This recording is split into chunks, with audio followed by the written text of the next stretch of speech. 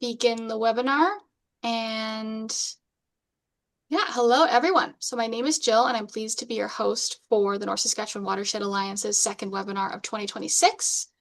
We're joined today by Kerri O'Shaughnessy with Cows and Fish for a presentation on the life and times of the Vermilion River, a journey of history, imagery, and stories from the watershed. So these webinars occur on the first Wednesday of the month in the fall and winter, and we've welcomed a variety of great speakers to discuss exciting local initiatives, research projects, and lots of events happening in our watershed and beyond. So we hope these webinars give you an opportunity to learn something new and ask some questions over your lunch hour. So as always, with some housekeeping, this webinar will be recorded and later shared on our YouTube channel. You can use that QR code to find our webinar page and access our YouTube channel and to actually register for our next webinar. We would also appreciate you keeping your microphone muted during the presentations. And we will have a Q&A period during the last 10 minutes of the webinar, so you can use the chat feature to post your questions there as they come throughout the presentation. We also encourage your feedback as well. And starting off today in a good way, I would like to acknowledge, in the spirit of respect and reciprocity, that the lands within the watershed of the North Saskatchewan River are in Treaty 6, Treaty 8, and the Métis homeland. These lands are the traditional territories, traveling routes, and gathering places of the Cree, Saulteaux, Blackfoot, Métis, Dene, Stoney, and Nakota Sioux. We recognize and thank the Indigenous peoples who have cared for this land since time immemorial and whose rich histories, cultures, languages, and presence continue to enrich these sacred lands that we all steward as treaty people. We invite participants to learn about the pathway towards reconciliation presented in the Truth and Reconciliation Commission's 90 Calls to Action. You can use the QR code link to access that document. We also invite you to learn about the Indigenous peoples whose lands you reside. We welcome you to reflect on your place within the watershed. So if you'd like, you can please share in the chat where you're dialing in from today, which treaty, watershed, province, or even other country or region in the watershed. So maybe I will just go ahead and end the poll now and share those results. So we've got quite a mix. Got acreage owner, some lake residents. We've got municipal government staff, some NGO, quite a few of those, 2 First Nation Métis, couple academics, and a few urban residents. So thanks so much for sharing and joining us today. And we go to the next slide here. So I'll introduce you all to Kerri. She is a riparian specialist for cows and fish and has been doing this type of work for 28 years. In her job, she works with individuals, communities, agencies, and organizations on better understanding our watersheds and the riparian areas within them. She is based in Edmonton, but her time with cows and fish has allowed her to explore many of Alberta's watersheds and meet many people stewarding our lands and water. Kerri has a Bachelor of Science in Environmental and Conservation Science from the University of Alberta, is a professional agrologist and is excited to share what she has learned over the years with hopes to inspire others to look at their landscapes with fresh eyes. So thank you, Kerri, for joining us today and welcome. And I will just stop sharing and allow you to take it away. Excellent. Thank you very much for that introduction.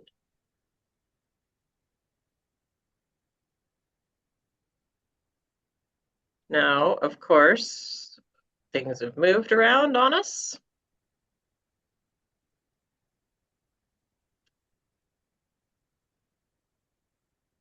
Always the way with the webinars and presenting. Just swap. Yeah, looks good. Perfect. Okay. Excellent. Now, I did see a comment that somebody wasn't seeing the poll. So I'm not sure if there's a technical thing around that, but a lot of people did. So That's good. There's going to be a couple more polls throughout the webinar, and so hopefully they will work for everyone as we go through. And if you're not seeing the poll, feel free to put the answer to the question in the chat, and well, at least you'll have a chance to participate that way. So yes, thanks again for joining. We are talking about the life and times of the Vermilion River watershed here in Alberta. And just a quick introduction to Cows and Fish. So Cows and Fish, for those who don't know, is a provincial nonprofit society here in Alberta, working in partnership with landowners, communities, agencies, organizations, all working to deliver that riparian awareness and learn about the management of those unique situations, those unique parts of the landscape since about 1992. And as we're a registered charitable organization as well. So our vision is ultimately the health and function of riparian areas throughout our watersheds here for the benefit of all who live, work, and play on them. And we do that work by fostering the stewardship of those people that are making the decisions out there on the landscapes to take action to care for our riparian areas and the watersheds that they live within. So with this presentation of the life and times of the Vermilion River watershed, it's a bit of a different way, I guess, to get a sense of what the watershed looks like and how it's changed over time. This concept of the life and times presentation series came about in the early 2000s. And this particular presentation is one of 5 that we at Cows and Fish have compiled over the years for 5 watersheds in the province. These presentations are intended to inspire, motivate, and inform people about the watershed, spark a change in behavior, and open a dialogue that uses cultural history, ecology, land use information, as well as some pretty neat imagery. This particular presentation was given first about 20 years ago when we were doing things in person in Vermilion, and it was in conjunction with the Vermilion River Watershed Initiative at that time. And Mona Lee Kirkland was with the counties of Vermilion River and Minburn. And she was looking for a way to, again, just spark interest in the Vermilion River, its watershed among the residents in her area to promote stewardship and improvement of the watershed. So at that time, there were a number of people and resources who helped to build it, and I want to thank them for their contributions to this presentation. Lauren Fitch, in particular, who was the mastermind at the time behind the research, going through the historical journals and looking for, through science to put the story together. And I also thank the North Saskatchewan Watershed Alliance today for the opportunity to share this story of the life and times of the Vermilion River watershed one more time. So with that, grab your lunch, grab your coffee, and here we go with a story. Once upon a time. If we could look back through the mists of time, we would see the Vermilion River emerging from the glacial times from under a mile-thick piece of ice, just 10,000 years ago. And I think that comes up next Wednesday. We'd see grassland with scattered aspen and willows. We'd see buffalo, thousands of them. The buffalo moved in a time-tested pattern onto the prairies for summer grazing and back towards the foothills and wooded areas for winter. That movement allowed rest for native plants and gives us one of the principles of range management that we use today, which is growing season rest. The Vermilion River watershed was a mixing ground for the Cree and the Blackfoot, not the best of friends, and one can imagine the contest over space, buffalo and beaver, was fierce. Duncan McGilvery, a fur trader in 1795, commented on this land. This is described to be a rich and plentiful country, abounding in all kinds of animals, especially beavers and otters, which are said to be so numerous that the women and children kill them with sticks. That's quite a vision of the Vermilion River watershed, even though instead of otters, he probably meant mink. Our first glimpse of this land, though, comes from early reports. Anthony Henday entered what would become Alberta near Chauvin, kind of southeast of Vermilion, and he made some observations. But I'm curious from you guys, do you know what year those first observations would have been made? So Jillian's going to put up a poll to see what you think about that. In what year do you think Anthony Henday came through the Vermilion River watershed?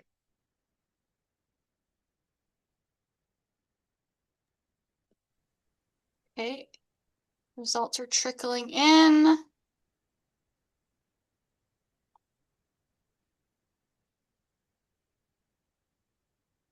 Right, just gonna end the poll now. Last chance.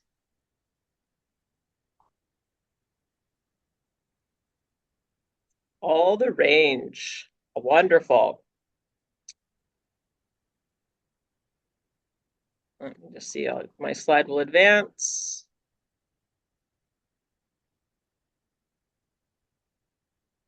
So those that said 1754 are bang on. September 11th, it happened to be that year when Anthony Henday entered what would become Alberta near Chauvin, which for many of you may know is southeast of Vermilion. He commented that this was level land with few woods and plenty of good water. And it took about another 240 years or so for settlers to come and realize the agricultural potential that was hinted at by Henday, and ranching came first. Ranching followed a similar pattern at that time to early grazing by buffalo. There was big space, no fences, and there was lots of room for the livestock to move. Natives spoke of buffalo beginning to lay on fat again when the golden bean bloomed. That's this plant in the photo.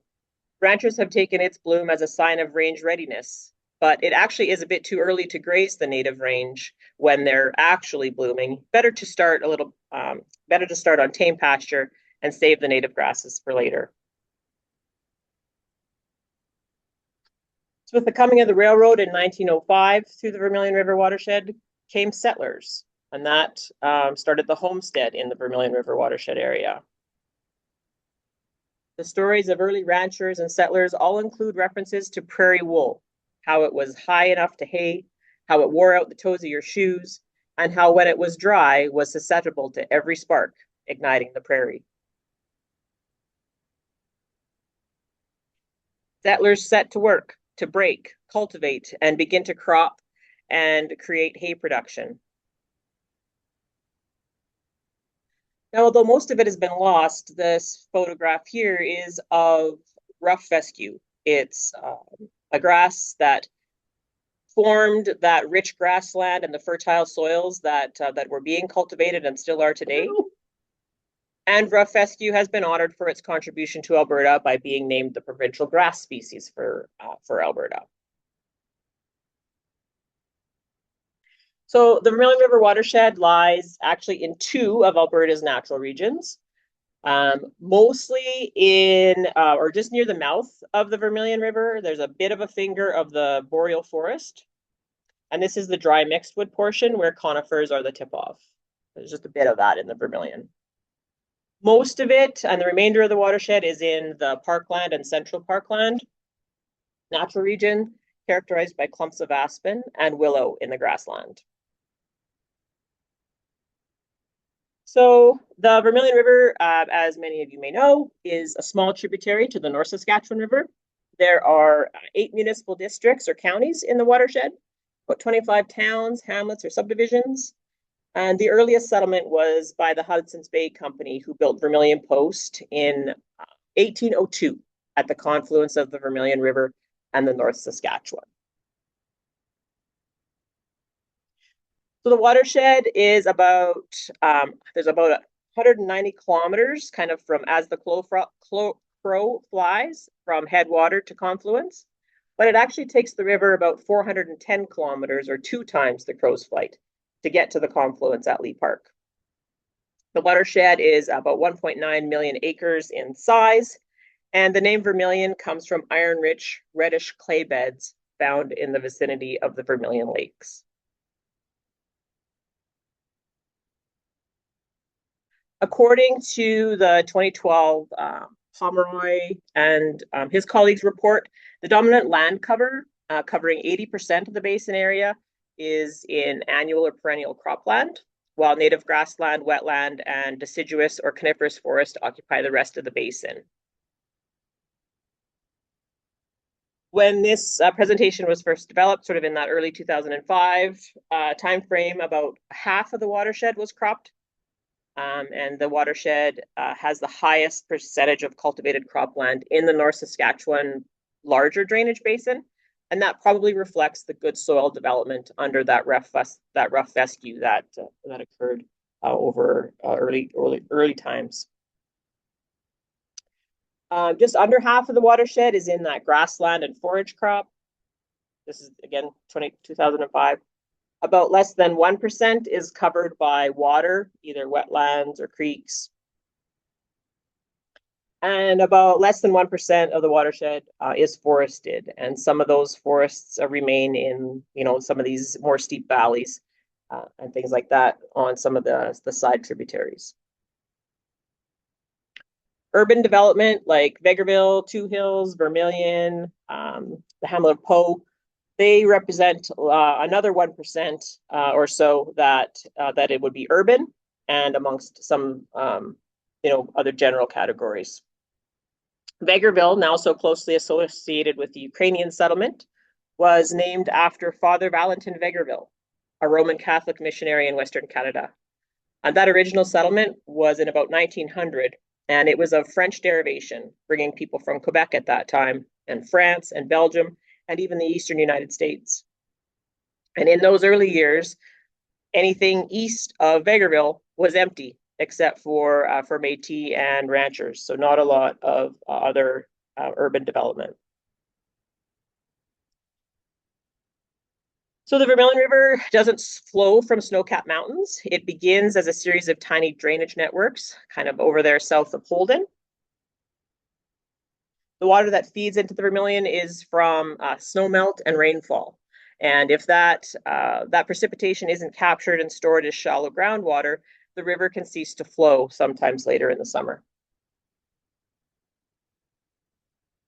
The headwaters of the Vermilion River probably resembled this density of wetlands.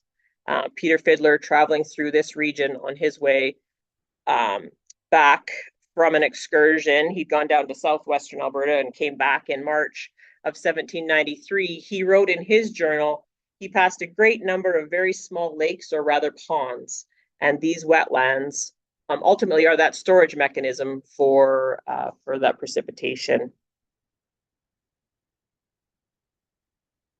So now there is limited storage of snowmelt, more so in the occasional beaver dam, and without the beavers, the river might be dry for a lot of the year. So the headwaters of the Vermilion are up in the Holden Drainage District, the oldest one in Alberta that was incorporated in 1918. Surface water was seen to impede agriculture in this region, so about 12,500 acres have had drainage works installed in this region. What's good for some, though, may not benefit all the downstream folks, though. The Vermilion River has had a series of floods like this one in 1950 that threatened Vegreville, which is not uncommon. And floods actually are they're a natural part of the process, but the size and the return interval, or how often that those floods reoccur, may be a function of what we do in the watershed. So the lower line on this graph represents a watershed with its wetlands intact and a well-vegetated landscape. The peak of the flood is less, and the summer flows are higher. The upper line represents changes to the watershed where water is delivered faster. The peak is quicker. The channel doesn't have the capacity for all the water to hold, and so serious flooding occurs, and there can be more erosion. There can be other challenges associated with these rapid high peaks and then quick drop-offs. With most of the water gone in a short time, base flows for the rest of the year are lower. That's a general concept of how vegetation and flooding interactions can work. It also represents, having more resiliency for drought as well. So this is a hydrograph of the Vermilion. It's a water delivery map showing a flood year, a normal year, if there is such a thing, and a drought year. And as you can see here in flood years, the peak of discharge is typically in April, coinciding with snow melt and the situation where ice jams can occur. And you can see that it's a fairly, rapid uptick. So during and after floods, the concern typically is what to do with too much water that's delivered too fast. And the response is often to cut off the meander loops to get the water out of the location where it causes the problem. That can include channelization to both straighten the river and to give the channel more capacity. However, it's good to keep in mind that these solutions don't necessarily solve the problem. They often just move the problem downstream. Or it may address a localized issue, but can create greater issues farther away. But rivers have figured out this flooding problem. They've developed these things called floodplains, a place to store, even though temporarily, surplus water and excess energy. And those floodplains are like the release valve for that water energy. And so it's a place for that water to spread out, to slow down, to soak in. So floods aren't necessarily a river's problem because that's what they're designed to do, but they can become our problem when we develop in the floodplain and then expect the river to respect our property boundaries. So the Vermilion River and its watershed did have an answer to this feast and famine issues of floods and droughts. The sloughs and wetlands that dotted the landscape would have played a big role in that, and a few of them are still intact. Wetlands can store almost all the snowmelt runoff generated in a watershed, if they still exist and are intact.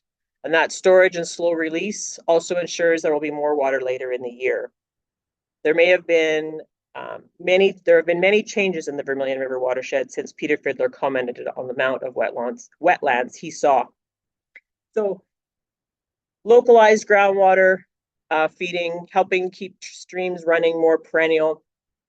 That's what that water storage and absorption can do. So there's other ways of charting the changes in the watershed. Take a look at this picture of a 1920s bag of sharp-tailed grouse taken somewhere along the western boundary of the Vermilion River watershed. Sharp-tails, also known as prairie chicken, they're really a bird of the parkland, and they do well in a mix of wetlands ringed with willow and surrounded by grassland. So that mix of forest and open type areas. Sharp-tails still exist, but not in the numbers of earlier times. So if we move downstream towards Two Hills, you can see some lingering effects of flooding. The river is channelized here in an attempt to speed water away. And the sewage lagoons that are present in this area are also a reminder of some of the additional nutrients to the river that happens along its entire length.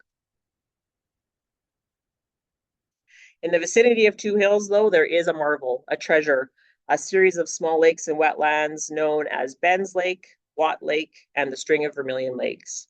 The surrounding lands are also high producers of hay in this area. And because these are actually their widened parts of the river, they're water bodies that are key to dampening that flood flow and storing some water as well.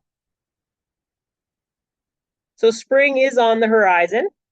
I swear it's coming. But you don't necessarily need to be told when it's spring because the chorus frogs will let you know.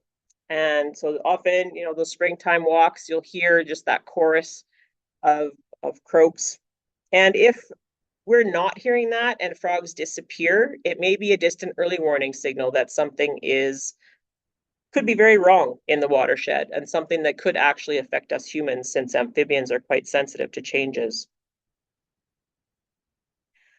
In addition to amphibians, the water bodies in this area and around the watershed are key for waterfowl, both production, staging, migrating through. And Ducks Unlimited has had a special interest in this area for many years with doing some habitat improvements along the Vermilion Lakes, like this one in this photo, and it shows that interest. It's not just ducks and waterfowl, though. These wetlands are key to the survival of many species, winged, finned, footed, like these red-winged blackbirds. And at the outlet of the last string of the Vermilion Lakes, there's a flow structure there built to allow water to be released in anticipation of a flood flow. It operated from 1974 until 1991, shut down for a while, and became operational again in 2006. So in case you're wondering, this is at Morecambe, which, like most of the localities in the Vermilion River, is of English origin. It's interesting that the Vermilion River watershed was a mixing bowl for settlers of a number of different nationalities, British, French, Ukrainian, yet it seems that a lot of the British names are the ones that persist. Below the Vermilion Lakes, the river begins to run through a more well-defined valley. So here the valley changes, and it's both a pre-glacial river valley as well as a glacial meltwater channel. Flows get very low in this reach of the river, and again, beaver play a role here, and without the beaver dams, the channel might be mostly dry, and that doesn't necessarily bode well for fish. So let's check in about fish. Poll number 2. How many fish species have been historically documented in the Vermilion River?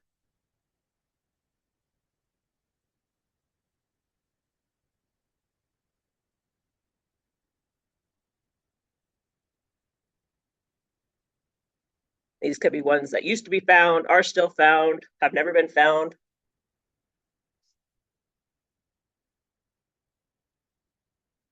in the history, but were found recently, that sort of thing.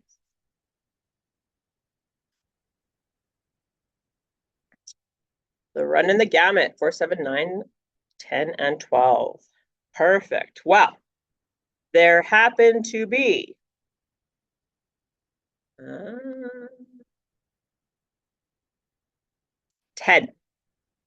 10 species of fish historically documented in the Vermilion River. And this is the list here that I pulled from a 2015 report. And during this particular study in 2015, they found 8 of these historically documented fish, as well as the trout perch, which hadn't been documented before, but they found one of those in that year.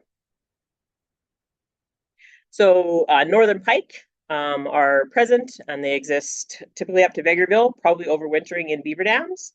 And they've also been reported to be caught in the canal immediately downstream of the Vermilion Dam reservoir. And there may be other angling stories as well. White suckers are also present and found below the Vermilion Lakes. The Morecambe structure is a barrier to fish upstream movement. So you might not think of the Vermilion River as being important for fish, but the stories of early settlers do tell a different story. Fish were important, numerous, and were caught throughout the length of the river and in many of the tributaries. So it's changes in water quantity and quality that have limited those fish populations in the river today. So once again, beaver are an important component of the Vermilion River. Love them or hate them. Without them, the water would be an even more precious commodity, and there's a good chance there would be no fish available. So with them, their dams increase water levels and allow woody vegetation to thrive. Some of that woody vegetation includes aspen, willow, Saskatoon, and chokecherry. Those types of deeply rooted plants bind the riverbanks together, make them resistant to erosion, protect uplands from erosion and loss, and provide shade and shelter for livestock and wildlife. That woody cover, which actually not much remains in the Vermilion River watershed except in the valleys, is key critical wildlife habitat, both for resident species like white-tailed deer, as well as others that may just be passing through or connecting from one spot to another. And on that migratory note, this is the yellow warbler. It migrates from Central and South America to nest in the Vermilion River Valley each year. And this bird weighs about 8 grams. That's about 2 quarters. If you're holding 2 quarters, that's about 8 grams. And half of that is fat, which is their fuel tank. So if you think about it, they are traveling thousands of miles. And if they are very fuel efficient, if they were burning gasoline instead of reservoirs of body fat, they would boast of getting about 720,000 miles to the gallon. They still need stopovers to fuel up, and those fueling places are those riparian areas, the wooded valleys along the rivers and streams and around the wetlands and lakes. So when the wood goes missing, so do many of the benefits, not just for wildlife. Sometimes the wood has been gone so long that we think it was never there. It wouldn't hurt to pull out some of the old family albums to see what existed and what changes have occurred. And even there are places where there may have been less forest back in the day because there was, maybe more fire or more other activities going on. And so that's a shift as well, where more grassland may have shifted to forest. So Vermilion Park Lake was formed initially by the Canadian National Railway. A weir was built across the river at Vermilion to provide water for their steam locomotives at that time. And then the weir was replaced by a dam in 1952. That more water created a better recreational site, and this is actually the location of the current national park, or sorry, not national park, provincial park. However, the lake is also the beneficiary of all that upstream users send, so algae blooms can be a problem. The town of Vermilion is right there as well, and the lagoons are nearby, and so that can also contribute to nutrient loads as well. So as we mentioned, it's a meandering river, taking a long time and much distance to meet the North Saskatchewan. That water drops 220 meters over the 410-kilometer path. So the gradient is less than half a meter per kilometer. So it's quite flat. And so things like beaver dams, maybe comes into one of the challenges that beavers pose. They do have the potential for flooding much area upstream by just raising the water level just a little bit. But it's not just the beaver dams. It's things like culverts and crossings. They all add to that upstream effect. So the result can be, hay fields flooded, equipment stuck, and I'll bet more than a little bit of swearing. The cost of having such productive bottomlands is that they are not far from water or its influence. And so that needs to be considered when we're thinking about how we're utilizing them. On the left side of this photo is a bit of the Vermilion River that actually is pretty healthy. The healthy riparian areas reduce erosion, trap sediment, store water, recharge aquifers. They maintain habitat, and they filter and buffer water. So do a lot of different functions for the benefit of us and others that use that land. So there's been lots of water sampling done in the Vermilion River watershed, and just for the science side, threw up a few graphs here.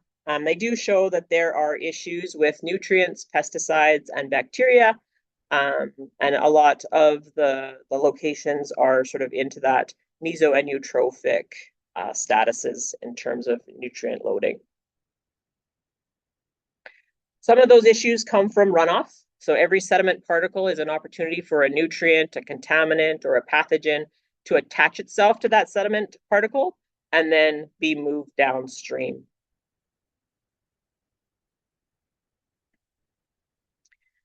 Part of the solution is buffer zones, so wider areas of a variety of different vegetation, native vegetation, healthy vegetation that can trap that sediment before it gets into the water. And typically when we're talking about buffer zones, the wider, the better.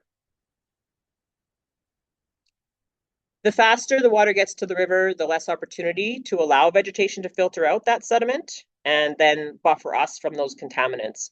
And so things like road networks, they speed up the way that water flows and where it goes and can ultimately channel it into a water body before it can be filtered. So losing wetlands adds to the problem as well. Not only is there less water storage, there's less retention time, there's less time for the plants to deal with using up some of those nutrients and storing and using up that sediment, and that can all lead to additional water quality problems. So it's a bit of a double whammy. If we add unmanaged grazing, unlimited access to water in riparian areas by livestock, the problems for water quality magnify. That's not to suggest that riparian areas can't be grazed or utilized. If grazing is managed, when we make the appropriate choices about when and where and how many livestock will graze for how long, we can graze these productive riparian areas and still leave them in a healthy and functioning state. So not only can they continue to provide forage, they can provide clean water and also filter and buffer. Excuse me.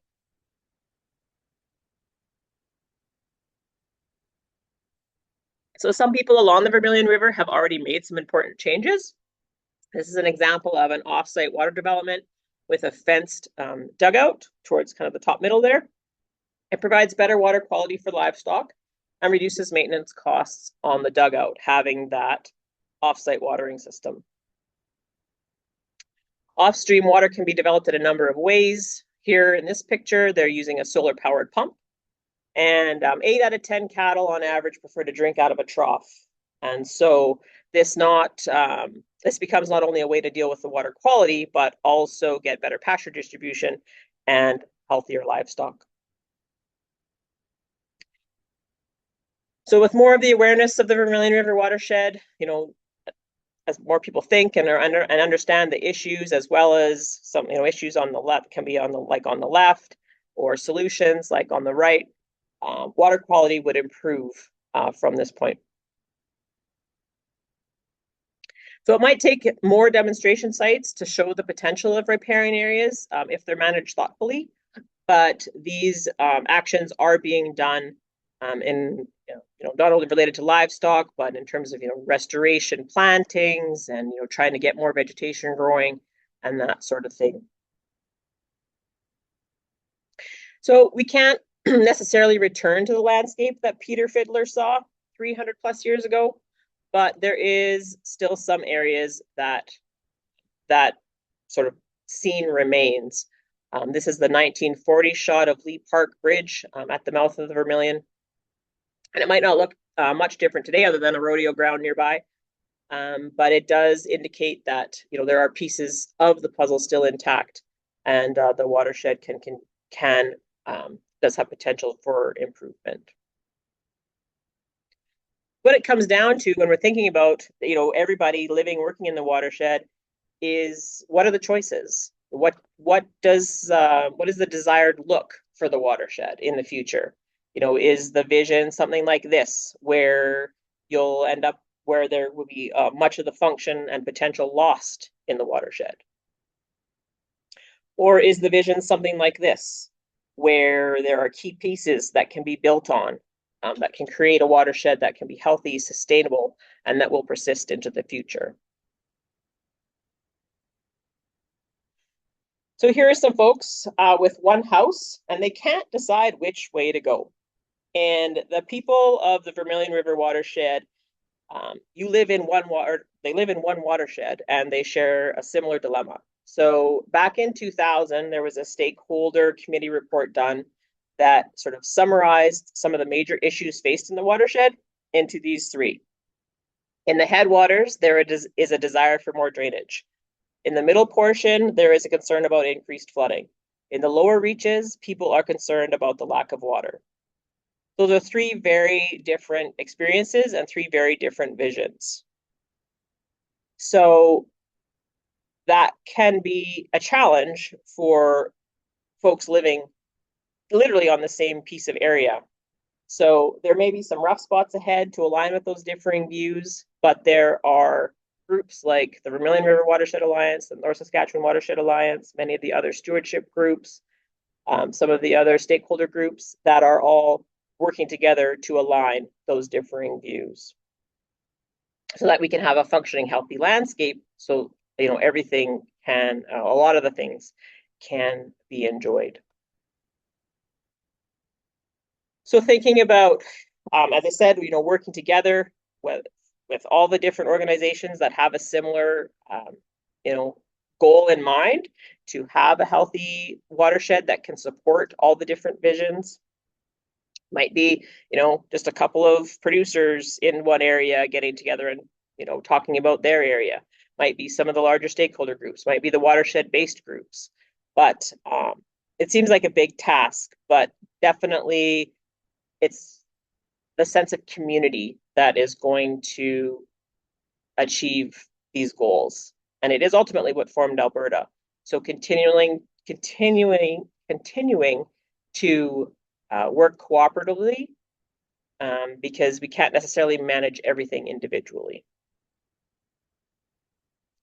So we end, I think, at what might be called the standard paradox of the 20th century.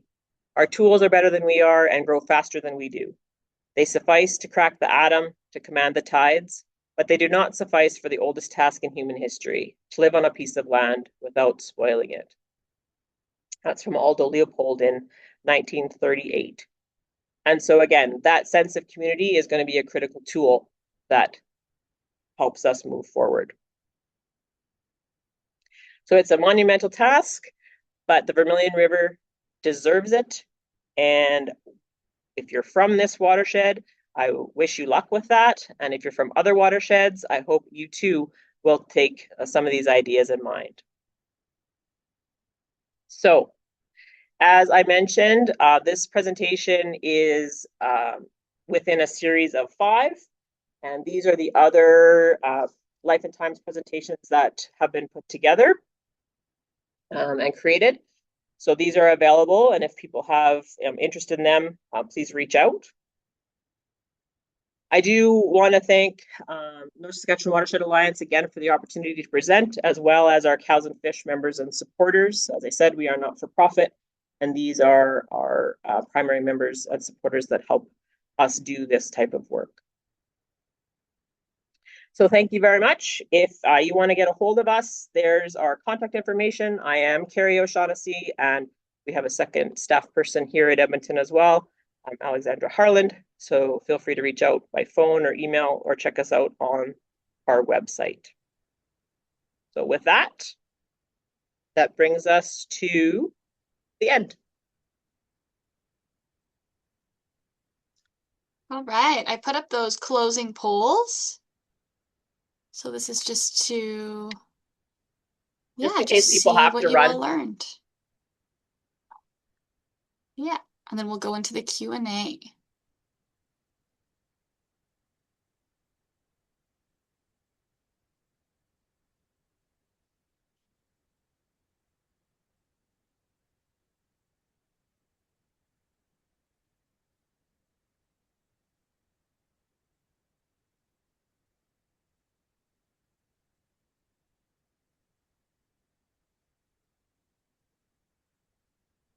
All right, nearly everyone's answered. I'm about to close the poll in a moment here.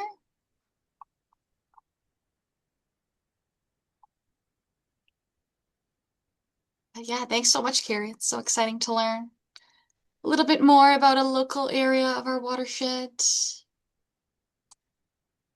Okay, I'm going to end the poll now and we'll see our results.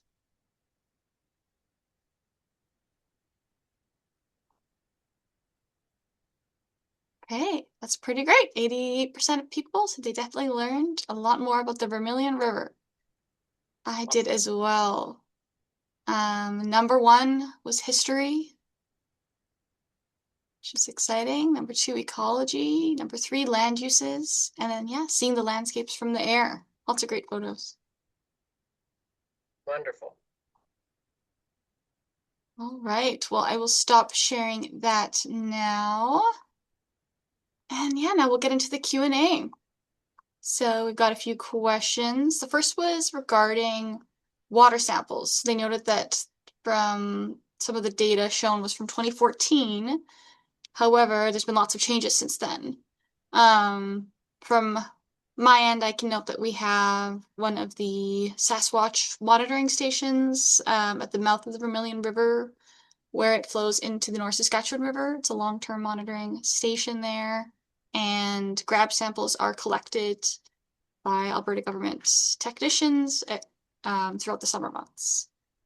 So that data is available. If you look up Sasquatch Monitoring Program, you can find the NSWA webpage or the Government of Alberta webpage, and there is the 2018 to 2021 technical report with some of that water quality data.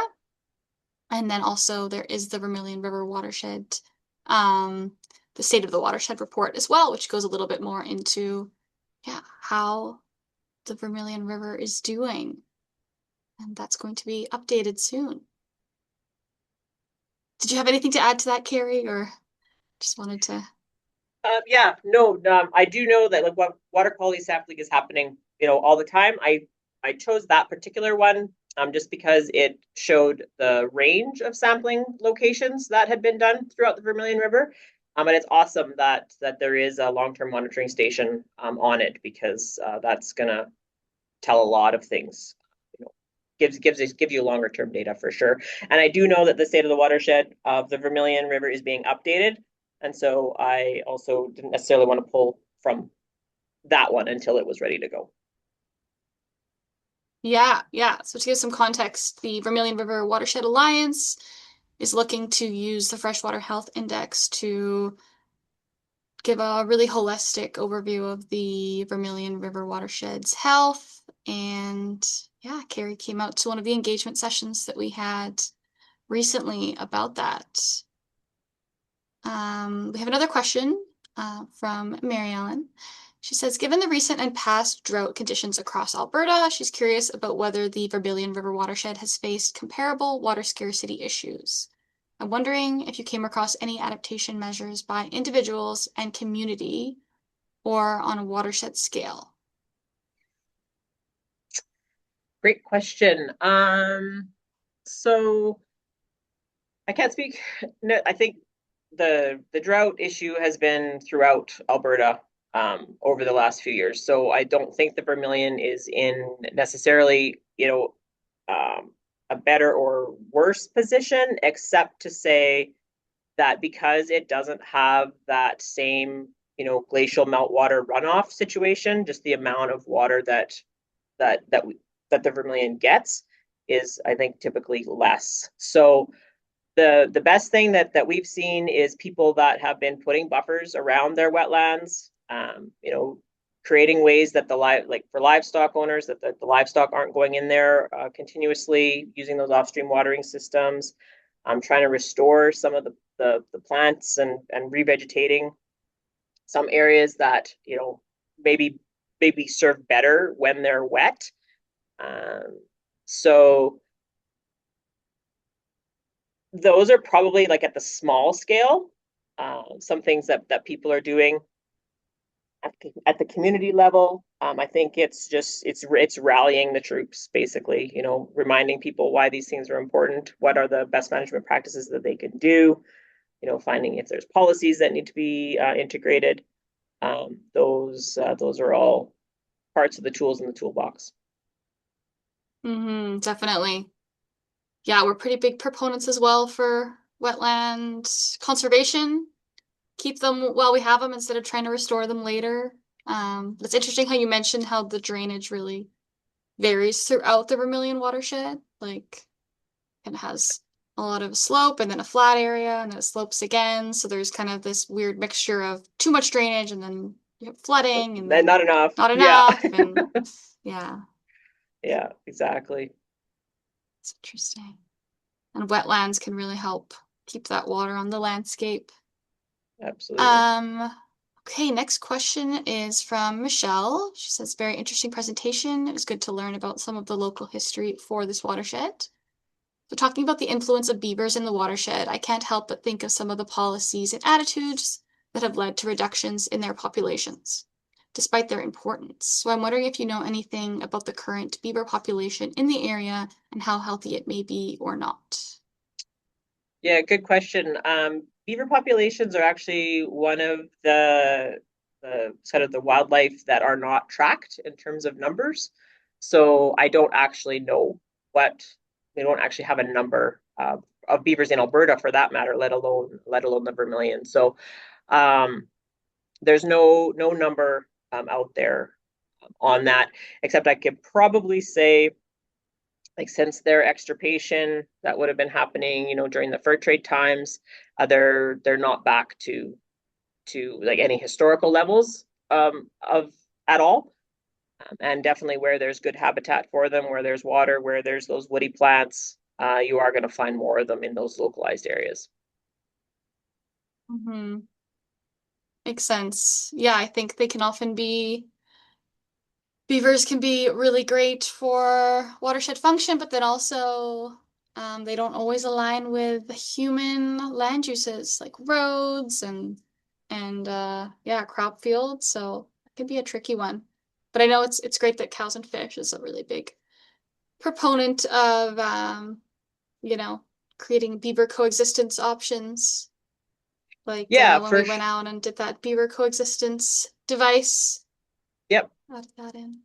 Yeah, definitely. And, sort of as landscapes have changed over time, in the absence of beavers, there's a lot of times that's where humans came in and a lot of our development got started.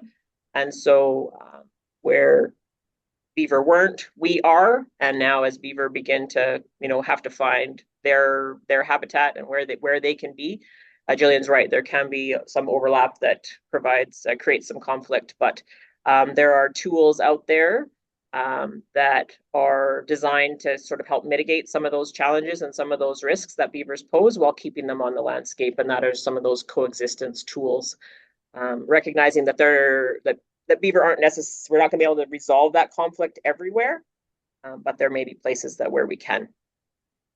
Mhm. Yeah, I feel like the Vermilion River watershed's a pretty good example of a typical prairie watershed in Alberta, kind of throughout the prairie provinces where we've seen so much landscape alteration, just starting with kind of early settlement and colonization. And yeah, lots of alteration to those native prairie grasslands, flowering species, and then also considering that bison were a lot more plentiful out in the watershed before. So these are all Yeah. things that alter the landscape. Bison and beavers, we lose those. It's big change. Mary Ellen also mentioned that the Living with Beavers workshop by Cows and Fish is really great. I agree. She's also wondering when and where you guys are hosting the next one, or if there's going to be a next one soon. Oh, great question. I know we have a webinar coming up in April.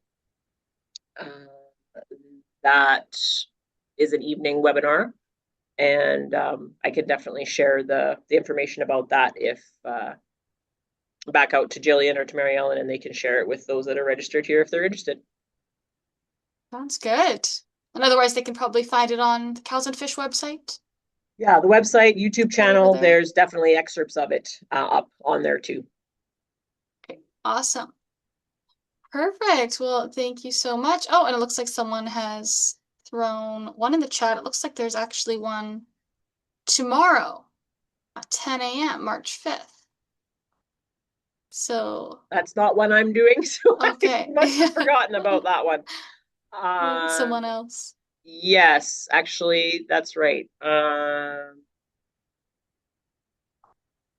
Yeah, actually, if you're on our newsletter distribution list, that would have been just announced today. Awesome. All right. Well, thank you so much, Kerri. And I will just share one last slide here just to show you all what we have for next time. Just give me one sec here to get all of this going. Um, but yeah, that was a really awesome presentation. Love the storytelling element of it all. Hope you all enjoyed. Thanks for joining us. I will just share my screen. Where's the button?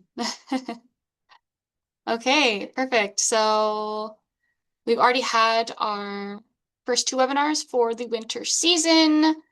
We had Dr. Mary Carr Arlo's last time. You can watch that recording on our YouTube channel.